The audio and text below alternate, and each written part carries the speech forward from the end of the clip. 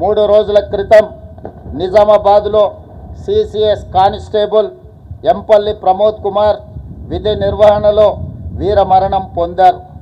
భర్త ప్రమోద్ను పోగొట్టుకున్న అతని భార్య ప్రణీతకు అతి చిన్న వయసులోనే తండ్రిని కోల్పోయిన అతని 3 కుమారులకు వారి కుటుంబానికి ప్రభుత్వం అండగా ఉంటుంది. వారి కుటుంబానికి 1 కోటి రూపాయల ఎక్స్ గ్రేషియా, అమరుడైన కానిస్టేబుల్ పదవి విరమణకు వచ్చే లాస్ట్ పే డ్రాన్ శాలరీతో పాటు కుటుంబ సభ్యులలో ఒకరికి ప్రభుత్వ ఉద్యోగం, 300 గజాల ఇంటి స్థలం మంజూరు రాష్ట్ర ప్రభుత్వం చేస్తుంది. వీటితో పాటు పోలీసు భద్రత సంక్షేమం నుండి 16 లక్షల ఎక్స్ గ్రేషియా, పోలీసు వెల్ఫేర్ నుండి 8 లక్షల రూపాయల ఎక్స్ గ్రేషియాను ప్రమోద్ కుటుంబానికి చెల్లించి వారి కుటుంబానికి రాష్ట్ర ప్రభుత్వం అండగా నిలబడుతుంది.